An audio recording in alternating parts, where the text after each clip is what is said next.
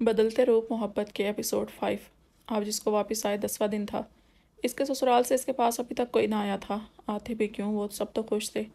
इसके जाने पे सास ने तो अब तक लड़कियां भी देखनी शुरू कर दी होंगी। समरा ने कॉल की थी इसको 2 दिन पहले, समझाने की कोशिश की, इसको याद दिलाया इसकी शादी उम्र से कैसे हुई और अब वो खुद इसको छोड़ रही है, लेकिन वो अपने फैसले पर कायम रही। अम्मी के स्कूल में आज फंक्शन था तो वो बता के गई थी कि लेट आएंगी घर।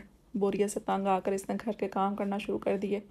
सफाई करके खाना बनाया, जब सब काम निपटा लिए तो नहाने चली गई। वापस आई तो कपड़े ऑटोमेटिक मशीन में डालने लगी थी कि पीछे से किसी के कदमों की आवाज़ सुनाई दी।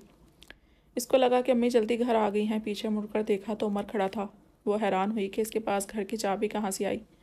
फ़ौरन से समझ गई कि अम्मी ने दी होगी और फंक्शन का सिर्फ बहाना है। दोनों को अकेले रहने का बहाना देना चाहती होंगी। उमर, तुम यहाँ क्यों आए हो? ना सलाम ना दुआ, कैसी हो जाने उमर? इधर से भी सवाल आया। उमर चलते हुए करीब आया। ठीक हूँ, तुम बैठो, इधर मैं आती हूँ। इसकी तरफ देखने से गुरेज किया। मैं इधर ही हूँ, तुम आराम से काम कर लो अपना, एहसान किया गया। मैं वापस नहीं जाऊँगी, तुम चले जाओ। वही ज़िद्दी अंदाज, तुम्हें लेकर ही जाऊँगा। इधर भी ज़िद कम ना थी। रिता ने मुंह फेर लिया। रिता, तुम्हें खुद से दूर जाने की इजाज़त नहीं दूंगा। थक माना अंदाज, तुमसे इजाज़त मांगी भी नहीं है मैंने, फैसला सुनाया है, तमस्कर उड़ाया। उमर ने 1 सेकंड में दोनों के दरमियान का रास्ता तय किया और इसको बाजू से खींचकर अपने करीब कर लिया। रिदा ने इसकी आंखों में देखा। वो इतना बेताब लग रहा था जैसे किसी नशेई को कई दिन से नशा न मिला हो। इसने अपना बाजू छुड़वाने की कोशिश की, लेकिन उमर की गिरफ्त इतनी तेज़ थी कि इसके बाजू में शदीद दर्द की लहर उठी। रिदा से इसकी, उमर, मुझे दर्द हो रहा है, और वो दर्द जो मुझे दे रही हो, इसका क्या? उमर ने तुर्श लहजे में इसके होंठों के करीब आकर कहा। होंठ इतने करीब थे कि रिदा बोलने के लिए अपने लब खोलती तो उमर के मुंह में खुलते। बोलो, उमर ने एक झटका देकर इसको मजीद खुद के करीब किया। रिदा ने मुंह फेरने की कोशिश की, लेकिन इससे पहले ही उमर इसका मुंह अपने मुंह में ले चुका था। दीवाना वार इसके होंठों को चूमते काटते वो रिदा को खुद में भींच जा रहा था। रिदा छुड़वाने की नाकाम कोशिश कर रही थी, जबकि उमर की ज़ुबान रिदा के मुंह में रक्स कर रही थी। रिदा पिघलने लगी थी। ये शख्स इसकी मोहब्बत था, ये होंठ, ये आंखें जो इसकी आंखों में देख रही थी, ये खुशबू, कुछ भी इग्नोर करना नामुमकिन था। वो खुद को रोक ना पाई और वापस इसके होंठों को चूमने लगी। कभी उमर की ज़ुबान रिदा के मुंह में और कभी रिदा की ज़ुबान उमर के मुंह में। इनकी किसिस की आवाज़ पूरे लाउंज में गूंज रही थी। रिदा ने उमर की गर्दन अपने हाथों के हिसार में ली, जबकि उमर ने इसकी कमर को पकड़ के मजीद खुद में भींचा। उमर का हाथ मजीद नीचे खिसक कर इसके जिस्म को दबाने लगा था। इसने रिदा को उठाया और वॉशिंग मशीन के ऊपर बिठा दिया। उमर इसकी टांगों के बीच आ गया और इसकी शर्ट ऊपर करके इसके सीने पर झुक गया। रिदा ने इसके बालों को पकड़ लिया। वो मदहोश हो रही थी, होश खो रही थी। उमर आज हारने नहीं आया था। वो सीने को अपने होंठों से नोचे जा रहा था। कभी दूसरी तरफ अचानक से रिता को एहसास हुआ वो क्या कर रही है। वो फ़ौरन होश में आई और उमर को पीछे करने की कोशिश करने लगी, लेकिन उमर छोड़ने थोड़ी आया था। उमर छोड़ो, भारी आवाज़ और तेज़ सांसों में रिता बोली।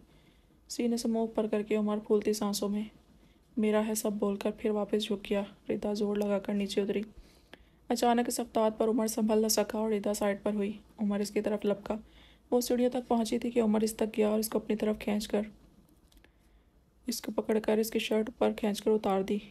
पीछे मुड़ी और सीढ़ियों की ग्रिल को पकड़ लिया। उमर ने पीछे से इसको खुद में भींचा और इसकी कमर को चूमने लगा। रिदा फिर से मदहोश हो रही थी। उमर उमर को इसका नाम लेना मजीद पागल कर रहा था। ऊपर से इतने दिन की दूरी। रिदा का रुख वापस अपनी तरफ किया और इसको गले लगा लिया।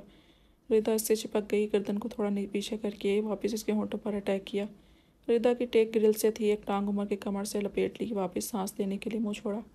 मत करो उमर, स्टॉप इट। आंखों में आंखें, मुंह में मुंह, सीने से सीना और टांगों में टांगे। कौन कब बखत स्टॉप करता। रिदा ने फिर होश संभाला और उमर को धक्का दिया। फिर से संभल न सका, पीछे हुआ। रिदा लाउंज की तरफ लपकी। उमर ने पीछे से पकड़ा और सोफे के हैंडल के पास जाकर इसको हैंडल पे पटका। इतने दिन की सख्ती और गर्मी से रिदा को झुलसाने का वक्त आ गया था। आओ देखा ना ताओ, एक ज़ोरदार झटका दिया कि रिदा के साथ साथ सोफा भी हिलकर आगे खिसका। उमर ने रिदा के सीने को पीछे से पकड़ा और उसको खुद पर गिराते हुए इसको झटके देने लग गया। दोनों की गूंजती सांसों और आहों में एक दूसरे से अपनी मोहब्बत को भी आश्कार कर रहे थे। इनके सरगोशियाँ घर के किसी भी कोने में सुनाई दे रही थीं। होश गुम हो रहे थे। जैसे जैसे उमर की शिद्दत बढ़ रही थी, सांसों की शिद्दत भी बढ़ रही थी। आखिर में कुछ देर बाद थक कर उमर इसके ऊपर ही गिर गया। दोनों सांस इतना ज़ोर से ले रहे थे जैसे हवा में ऑक्सीजन कम पड़ गई हो। कुछ देर ऐसे ही पड़े रहने के बाद उमर ने इसको बाजू से पकड़कर उठाया और सोफे पे ले जाकर बिठाया और ख़ुद इसको अपनी बाजुओं के साड़ में लेकर बैठ गया। काफ़ी देर बाद खामोशी के उमर ने पहल की, घर चलो रिदा, क्यों ख़ुद को और मुझे तड़पा रही हो। इसको यकीन था रिदा अब मना नहीं करेगी, लेकिन रिदा ने फिर वही जवाब दिया, तुम जाओ और आज के बाद इधर मत आना। उमर ने हैरत से इसको देखा और तमस्खुर से बोला, थोड़ी देर पहले बोलना था ये। वो खामोश हो गई। तुम्हारी एक बात नहीं सुनूंगा, शराफत से खुद चलो, नहीं तो ऐसे ही उठा के ले जाऊंगा। इसने रिदा के कपड़ों से लापरवाह जिस्म की तरफ इशारा करके कहा। रिदा ज़रा सा शर्मिंदा हुई। तुम्हारी खैरत गवारा करेगी मुझे ऐसे लेकर जाना? मुझे इज़्ज़त गैरत से कुछ नहीं पता, मैं तुम्हें हर सूरत लेकर जाऊंगा। मेरा गुजारा नहीं होता तुम्हारे बगैर। रिदा को इसका मतलब समझ आ गया और यह भी जान गई कि इसको रिदा अपने साथ क्यों चाहिए। वो वाशरूम जाने का कहकर उठी और कमरा लॉक कर दिया। उमर कितनी ही देर इंतज़ार करता रहा, लेकिन इसने इसको बोला कि चला जाए इधर से और कभी वापस ना आए। उमर गुस्से में चीज़ें उठाकर फेंकता, गालियाँ बकता चला गया। रात में इसको कॉल करके बिल्कुल वही गालियाँ दोहराई जो इसके वालिद ने इसको दी थी, लेकिन आज रात वो पुरसुकून होकर सो गया था। रिदा का ना होना भी इसको